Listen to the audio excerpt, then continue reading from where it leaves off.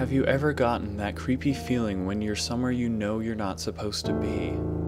My name is Jacob Sampson. I'm 21 years old and I recently bought my first house. I took much pride in having my own house and would brag about it to my friends who had just moved out of their college dorms.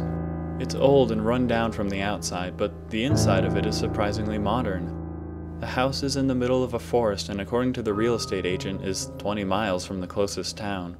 A while ago, when the real estate agent was showing me the house, on my way there I'd noticed an old beat-up rancher that seemed to be abandoned years or even decades ago. For the first few days I'd completely forgotten about it. You're probably asking, what would make me even want to remember that creepy-looking shack? I couldn't answer that question myself, I just felt like I had to know more about it. Ever heard the saying, curiosity killed the cat?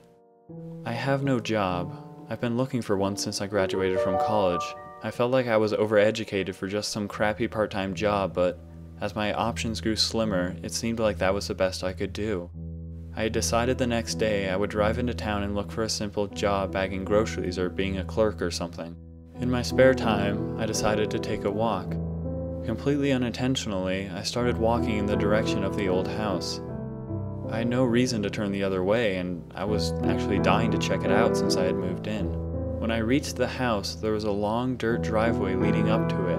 I noticed tire tracks in the dirt, and they looked too fresh to have been from a car years ago. I continued my trek up to the house. When I got close to the house, at the end of the driveway, I realized how disgustingly dirty and pungent the house really was. Ugh, could anyone really live here? I said to myself in disgust. The house smelt like shit, and it sure as hell didn't seem inhabitable. I was about to turn around and head back home when I realized something that didn't quite fit in. It was the door. Not the door itself, but the lock on the door. The door itself appeared to be rotting and weak, but the lock and handle appeared to be brand new. There wasn't a spot of rust or dirt on it at all. The lock read Owlboy, which is a modern lock company. I soon put two and two together and realized that somebody has to live here. Even if they're scum, they're neighbors, and I should meet them. Slowly, I walked up the two-stepped porch. With every step I took, it felt like the wood would break below me. I stood at the door, took a deep breath, and knocked 3 times. I tried to gather the strength and just turn around and run, but I couldn't.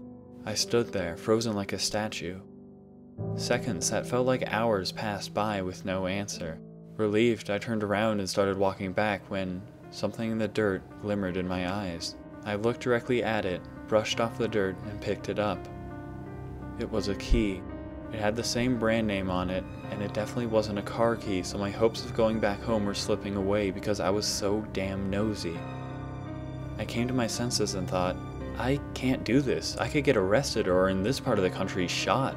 But god damn, I really wanted to know who lived in that house. I stood there for at least 20 minutes debating whether to go in the house or ditch and go back home. I decided I would grow a pair and find out what the deal was with the house. Slowly, I walked back up the porch and nervously slid the key into the keyhole. By then, I was praying that the key wasn't a match. Click. I turned the doorknob and slowly pushed the rotting door open. Slowly, I stepped into the house. One dimly lit candle was in the middle of a table in what appeared to be the living room. Me, being stereotypical, figured that if some monster or something lived here, it would be in a closet. Slowly, I looked down a long hallway that seemed to go on forever and only got darker the further down you looked. Shit. Looked too far. The silhouette of an old, short man stood in the hallway, slowly wobbling towards me. As it walked into the dimly lighted room, I knew it wasn't human. It had a lumpy-looking scalp, plain white eyes, and no mouth. And even with its lack of eyes, I knew it was staring directly at me. Its arms drooped down to what seemed to be the floor, and from what I saw, had long claws, so deranged that it didn't even seem like they belonged to an animal. The thing cocked its head to the side and raised its hand. In its hand was a long, bloody, rusty knife. It raised it over its mouth and began to cut. When it was done, it had the biggest and most inhuman smile on its face that I wanted to puke. It screamed and began running towards me. I hauled ass out the door, and not to my surprise, my foot went straight through the porch. I hit the ground and was knocked out cold. Next thing I remember was waking up in my bed. Could it have been some deranged nightmare, or was it really real life? Regardless, I needed to know. I shot out of bed and grabbed my jacket.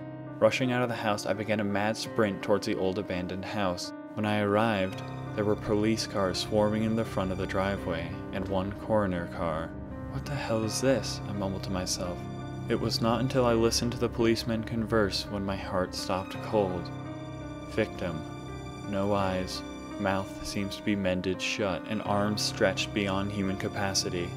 Can we ID the victim? Yeah, the guy's name is, Jacob Sampson.